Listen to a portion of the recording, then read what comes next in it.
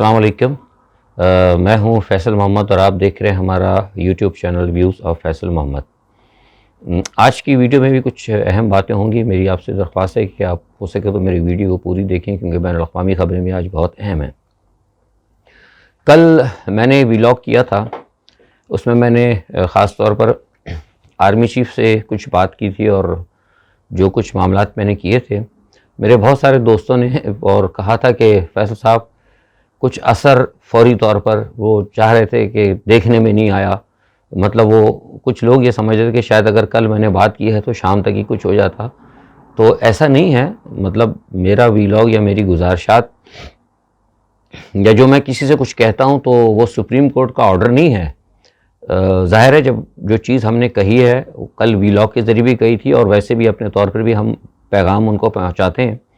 انشاءاللہ ہوگا اثر، اگر من جانب اللہ کے اگر حکم ہوں گے ان معاملات کے اندر، سدھار تو ظاہر اللہ ہی لے کر آئے گا، ہوگا اثر، اور انشاءاللہ ہوتا ہوا نظر آئے گا۔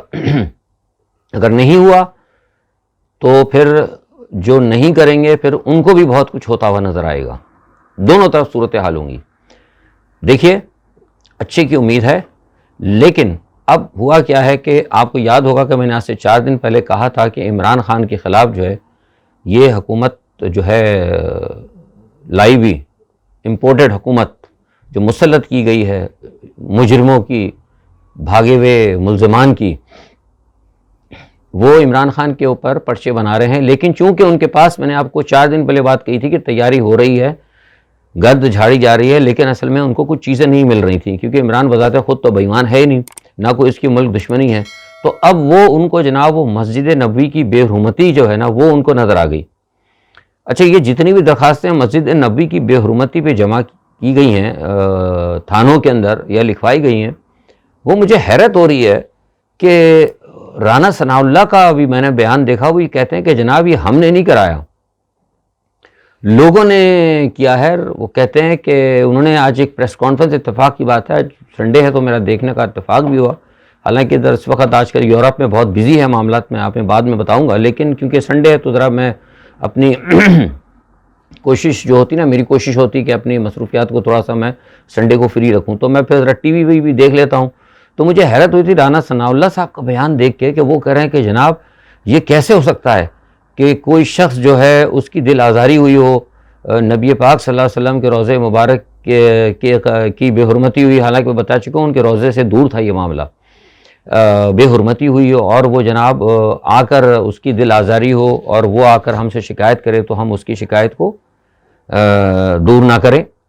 اچھا، اور پھر وہ یہ کہتے ہیں، یہ تو انہوں نے یہ بات کہی، اچھا خود بھی انہوں نے یہ کہا کہ جناب مجھے بھی بڑا دکھ ہوا ہے کہ سرکار دو عالم صلی اللہ علیہ وسلم کی جو مسجد نبوی ہے اس میں بڑی زور سے اونچی آواز میں بات کی گئی۔ تو میں رانا ثناء اللہ صاحب سے پوچھنا چاہتا ہوں، بلکہ اور لوگ بھی پوچھیں جو میری ویلاگز دیکھتے ہیں، اس میں بہت سارے جرنلسٹ بھی ہیں، وہ ذرا کبھی سوال کریں کہ یہ جو اونچی آواز میں کیا نواز شریف قدم بڑھاؤ، نواز شریف ہم تمہارے ساتھ ہیں، نواز شریف تیرے جانثار بے شمار بے شمار، نواز شریف زندہ باد، کیا وہاں پہ کوئی حدیث آئی ہے اس حوالے سے کہ اگر نواز شریف کے لیے یا کوئی آپ کو ایسی کوئی روایت ملتی ہے، کوئی حدیث ملتی ہے کہ اگر کسی کے لیے اچھائی کے اندر نعرے ہوں تو وہاں ان کو اجازت ہوگی نواز شریف کے لیے، اور کسی کی مخالفت میں ہوگی تو اس کے لیے ممانعت ہوگی؟ اگر بے حرمتی اونچی آواز میں ہو رہی تو نواز شریف کے دور میں بھی تو ہوئی تھی نا، اس وقت آپ کو کیوں نہیں یہ جاگا؟ یہ جو ہے نا یہ چیز نوٹ کرنے والی ہے۔ اچھا، پھر سب سے بڑی بات اب آپ مجھے دیکھیے، اب میں آتا ہوں رانا ثناء اللہ کے اوپر۔ مجھے حیرت اس بات کے اوپر ہے کہ رانا ثناء اللہ صاحب نے آج تو ایک بات یہ پہلے کہہ دی انہوں نے کہ عدالت کا فیصلہ غلط ہے، تو یہ تو سب سے پہلے ایک تو رانا ثناء اللہ صاحب اب عدالتیں سوچے کہ انہوں نے براہ راست کیسے کہہ دیا کہ فیصلہ غلط ہے اور نواز شریف بری ہو سکتے ہیں، تو یہ تو پھر انہوں نے خود ایک عدلیہ کے احکامات کی خلاف ورزی کی، یہ تو سوچنا ہوگا، لیکن یہ شاید نہ سوچیں، کوئی بات نہیں سوچیں گے، اس کی وجہ یہ ہے کہ کچھ لوگ ابھی ساتھ چل رہے ہیں۔ لیکن میں لوگوں سے پوچھتا ہوں، اور یہ جو ہمارے جو دین کے ٹھیکیدار ہیں ان سے میں پوچھتا ہوں کہ یہ جب رانا ثناء اللہ صاحب جو ہیں، رانا ثناء اللہ صاحب یہ کیسے مطلب وزیر داخلہ آپ کے بن گئے؟ مجھے بتائیں، کوئی ہمارے دین کے ٹھیکیدار کوئی بتائیں کہ رانا ثناء اللہ صاحب نے واضح طور پر کہا تھا کہ نواز شریف کا استقبال جو ہے حج سے زیادہ افضل ہے. یہ ان کا بیان ہے, یہ آپ دیکھ لیں.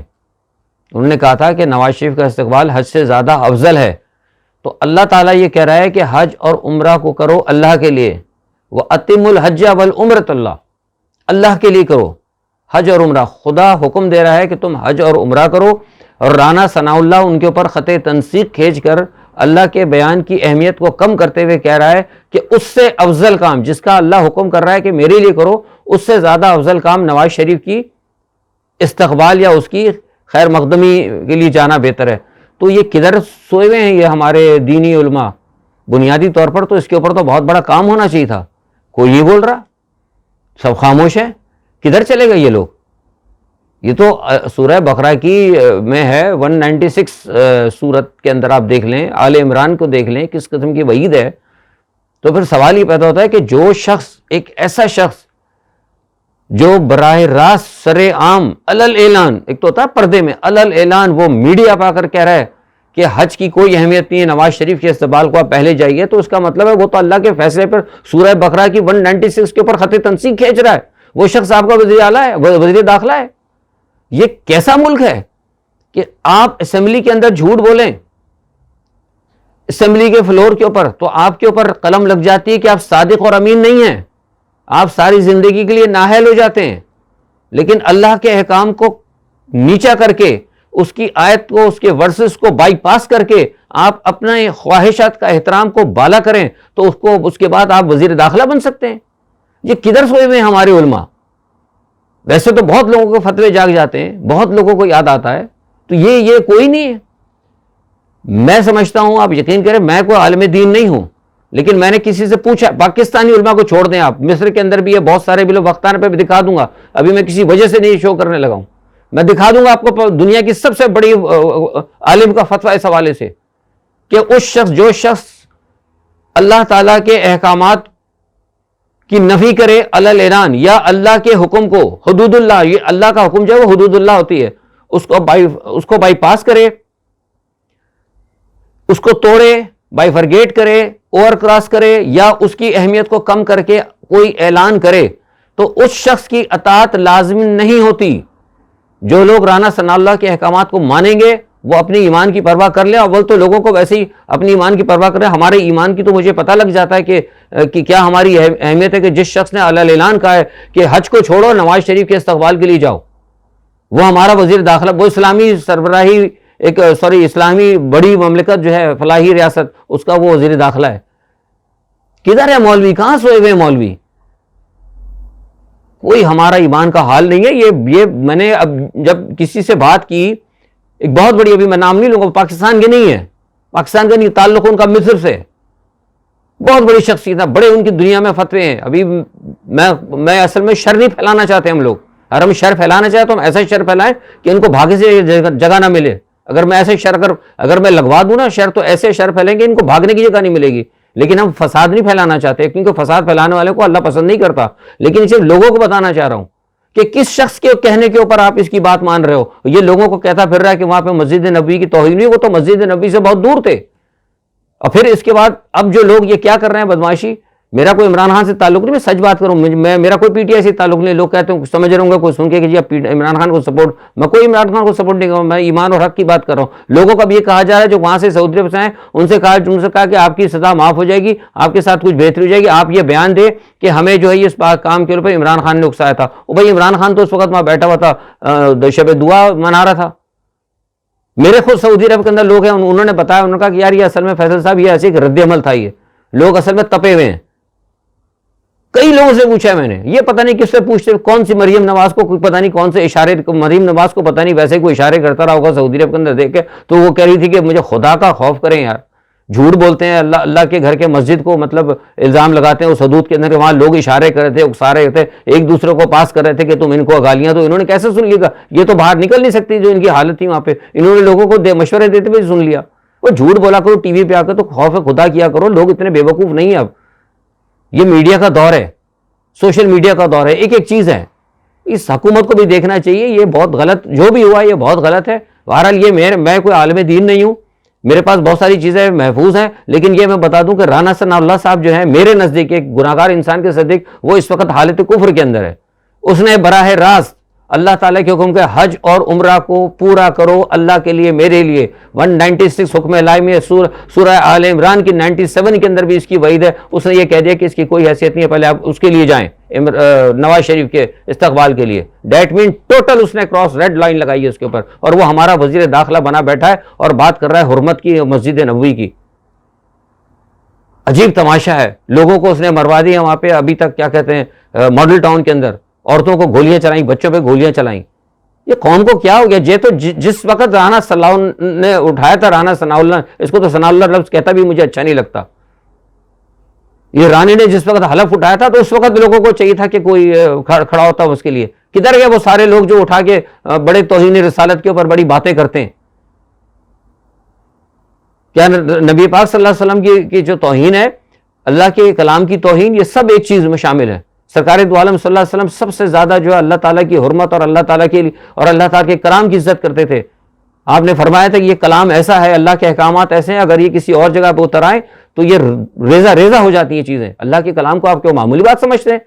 حکم الہی کو جو قرآن کے اندر لکھا ہوا، ایک نہیں 2-3 آیتیں ہیں، انہوں نے کہتے کہ یہ کچھ نہیں ہے جناب، ہم نواز شریف کے لیے جائیں ادھر، افضل کام وہ ہے. کل کو یہ بھی کہہ دیں گے اگر ان کا کوئی بس چلا تو کہہ دیں گے جی نماز بھی ضرورت نہیں ہے، افضل کام یہ ہے کہ آپ مریم نواز کی تقریر سنیں، چھوڑ دیں نماز کو، اذان بند کر دو اسپیکر. یہ حالت کفر میں لوگ ہیں. یہ لوگ ان کے دل، ان کے قلب سے عمران خان کو یہ کہتے ہیں، عمران خان یہ وہ شخص، میں تعریف نہیں کر رہا، اس نے جو کچھ کیا ساری دنیا نے دیکھا ہے. کہتے ہیں کہ عمران خان برا تھا، عمران خان بھائی چھوڑ دیں ماضی کو. میں آپ کو ہزاروں لوگوں کو ایسے بات بتاؤں گا جو اپنے ماضی میں بہت کچھ تھے، لیکن اللہ تعالیٰ دکھانا چاہتا ہے. جب خدا تعالیٰ کسی کے دل کو تبدیل کرتا ہے نا تو پھر وہ بہت کچھ کرتا ہے، بہت کچھ تبدیلی اس میں آتی ہے. قلب کو جب اللہ تعالیٰ کسی کا قلب کو تبدیل کرتا ہے اور کسی برے آدمی کو ہی اچھا بنا کے دکھاتا ہے، کیونکہ اللہ تعالیٰ نے اپنی دکھانی ہے. جب اللہ تعالیٰ کا حکم ہوتا ہے تو پیدائش والا بچہ بھی کہتا ہے کہ پالنے میں بڑا بچہ کہتا ہے کہ میں اللہ کا بندہ ہوں.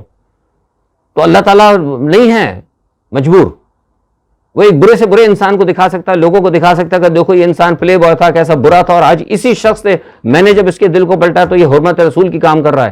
اور لیکن جب وہ بتانا ہوتا ہے کہ کسی کا دل سے ہو جاتا ہے تو وہ اللہ تعالیٰ کے احکام کو کہتا ہے کہ نہیں اس کی اہمیت نہیں، نہ میرے لیڈر کی اس کے لے جاؤ. یہ قلب کے سیاہ ہونے کی نشانیاں ہیں. ہماری لوگوں کا بھی قلب سیاہ ہو گیا ہے، جو لوگوں نے برداشت کیا. میں تو بڑا پریشان ہوں کہ رانا ثناء اللہ نے، اس کا تو نام ہی میرے زبان اٹکنے لگی ہے اس غلیظ انسان کا نام لیتے ہوئے. بدماش انسان ہے یہ. میں نہیں ڈرتا کسی سے، میں اللہ کی ذات سے ڈرتا ہوں.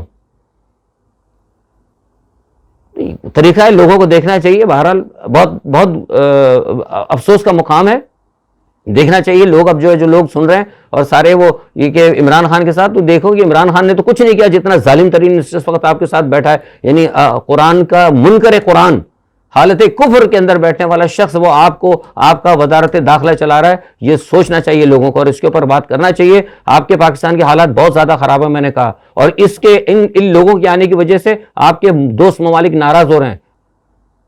اور پاکستان کا گھیرا تنگ کرنے کے لیے مودی صاحب نے کل بھی بتایا تھا کہ مودی صاحب پورا کام کر رہے ہیں. اب وہ یورپ کے اندر جا رہے ہیں. پاکستان کو یوکرائن بنانے کی کوشش ہے اور اس کے فیسیلیٹیٹر یہ حکومت ہوگی.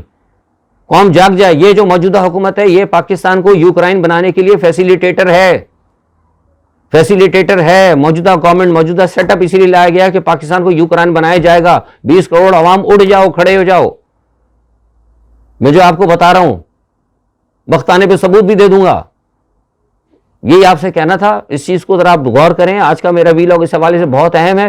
ساری دنیا کے اندر حالات بے انتہا خراب ہو رہے ہیں. آپ دیکھ رہے ہیں کہ ادھر اسی سامراج نے، امریکہ ہی نے کوشش کر کے یورپ کو کے کندھے پہ بندوق رکھ کے نیٹو کا استعمال کیا. آج پورا یوکرائن جو ہے جہنم بن گیا ہے. یوکرائن بڑا خوبصورت ملک تھا.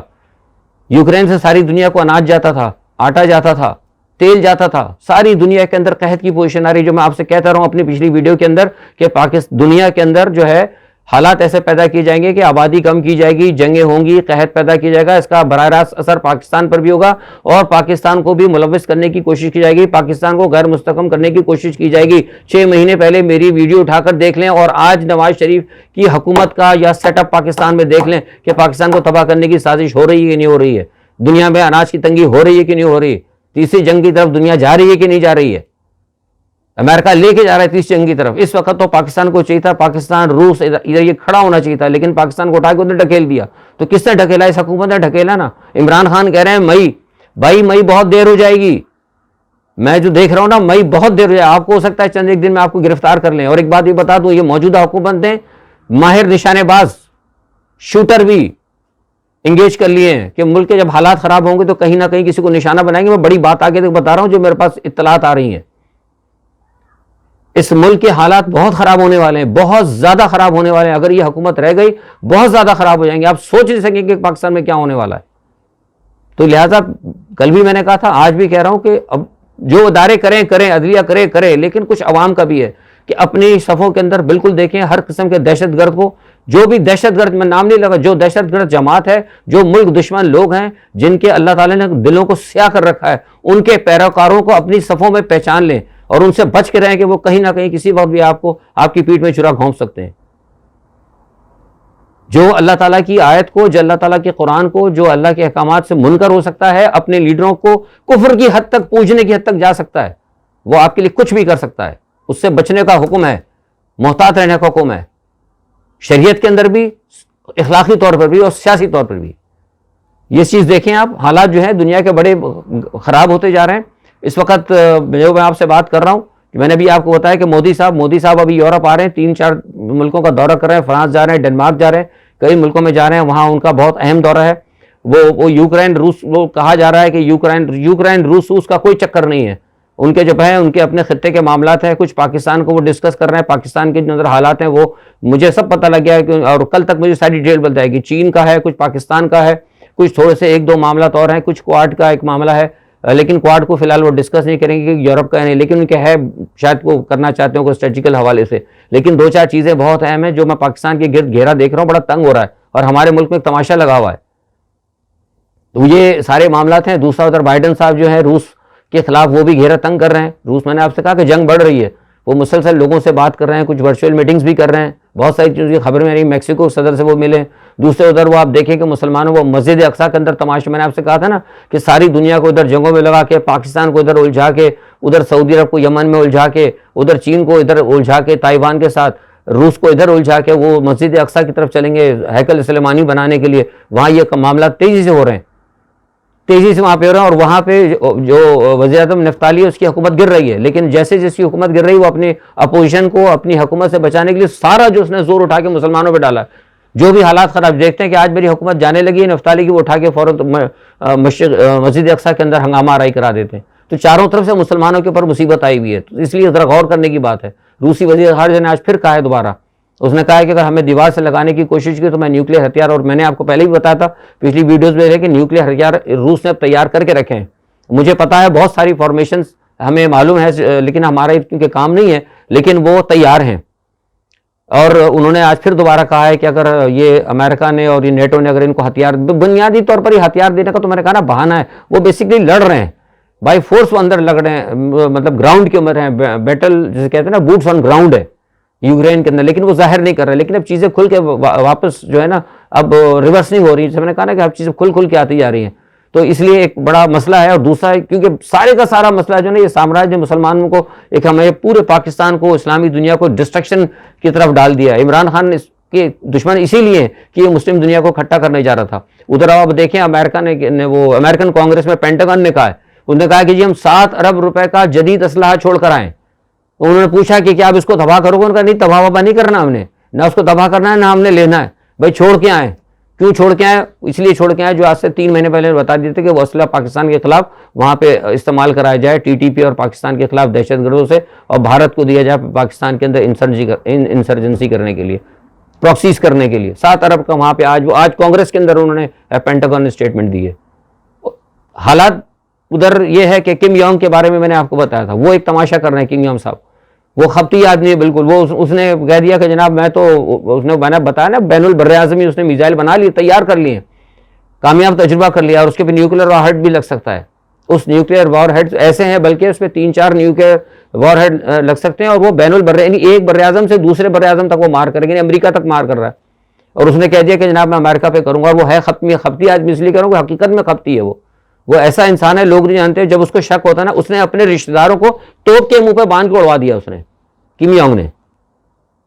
تو ایسے آدمی کے پاس ہتھیار جو ہے نا، اتنا خطرناک ہتھیار ہونا، اور ساتھ میں روس کے جو امریکہ کا معاملہ، یہ ساری چیزیں دیکھ کے کیا امریکہ نے جو روک کے رکھا تھا اس کو، اب تو وہ بھی نکل گیا ہے. تو یہ ساری حالات جو ہے نا، دنیا کے بڑے حالات بڑے خراب ہوتے، کوئی کسی کے بس میں نہیں ہے، کوئی کسی کے بس میں نہیں، سب اپنی اپنی کر رہے ہیں. اور ہمارے ملک میں دیکھیں کیا ہو رہا. ایران کا بھی بتا دوں، میں نے آپ کو بتایا تھا کہ ایران کو بھی امریکہ بہادر کی کوشش ہے، ادھر سے اسرائیلی جو ہے نا کچھ ٹریگر کر رہے ہیں کہ بھئی ایران کو بھی چیک کرو. ایران کے حوالے سے بھی بتا دوں کہ ایران کو بھی اگر کسی نے ڈسٹرب کرنے کی کوشش کی یا اگر کسی نے اٹیک کیا تو ایران ایسا ریٹیلیٹ کرے گا نا کہ یہ بھول جائیں گے. یہ میں نے پہلے ہی بتایا تھا، پھر اشارہ کر رہا ہوں کہ ایران کے پاس جس چیز کا ان کو خطرہ ہے نا، وہ کیپیبلٹی وہ حاصل کر چکا ہے. یہ میں نے پہلے بھی کہا تھا، آج پھر کہہ رہا ہوں، اس کو ایران کو انڈر اسٹیمیٹ نہ کرے. تو لہٰذا ہم اسی لیے بار بار کہہ رہے تھے، اور ایران نے ابھی اپنی کچھ جو ہے صلاحیت، جہاں ان کا تجربے وغیرہ ہوتے ہیں، سینٹریفیوجز وغیرہ، ان کا مجھے بتایا ہے کہ ابھی 1-2 دن کے اندر کہیں انہوں نے اور منتقل بھی کیا. بہرحال یہ سب چیزیں ہمارے میرے ویلاگ میں آپ کو بتانے کا نہیں ہے تعلق، لیکن میں ویسے بتا رہا ہوں کہ جو لوگ مطلب جن کو یہ تشویش ہے کہ اسلام، بہرحال ہمارا جیسا بھی ہے، ہمارا ایک اسلامی ملک ہے، ہمیں تشویش ہونی چاہیے. تو جو لوگ تشویش رکھتے ہیں، کچھ لوگوں نے مجھ سے کہا بھی تھا، خاص طور پہ جی فیصل صاحب ایران کی، میں نے کہا ایران کی طرف آپ بے فکر رہیں. ایران کو اگر کسی نے چھیڑا نا تو وہ انشاءاللہ اپنا کام خود کر لے گا. وہ تو اتنے عرصے سے پابندی لے گئے. وہ ایرانی ایک منظم قوم ہے، ہماری طرح نہیں ہے کہ پنجابی یہ مہاجر یہ فلانا یہ فضل الرحمان کا یہ دینی آدمی فضل الرحمان صاحب، پتہ نہیں فضل الرحمان صاحب کیسے رانا ثناء اللہ کے ساتھ بیٹھتے ہیں. اللہ تعالیٰ رحم کرے اور ان کے حالوں کو. تو دعا کرتا ہوں کہ آج کے لیے بس اتنا ہی. آج کی خبروں پہ یہی ہے سارا معاملہ. اور یہ دیکھیں کیا سلسلہ چل رہا ہے. دیکھتے ہیں کل تک جو نئی صورتحال آتی ہیں وہ آپ سے بات کروں گا اپنا تجزیہ لے کے. بہرحال اللہ تعالیٰ سے دعا ہے کہ اللہ تعالیٰ ہمارے جو دل ہیں ان کی کو میں اندر کفر جو ہے نا وہ سے محفوظ رکھے، اور خاص طور پہ دعا کریں کہ اللہ تعالیٰ ہمارے دلوں کو سیاہ نہ ہونے دے. کیونکہ جب انسان کے قلب سیاہ ہو جاتے ہیں نا تو پھر وہ ایسی ہی باتیں کرتا ہے جیسے کہ رانا ثناء اللہ صاحب نے کی ہے. اپنا بہت خیال رکھیے گا. اللہ حافظ.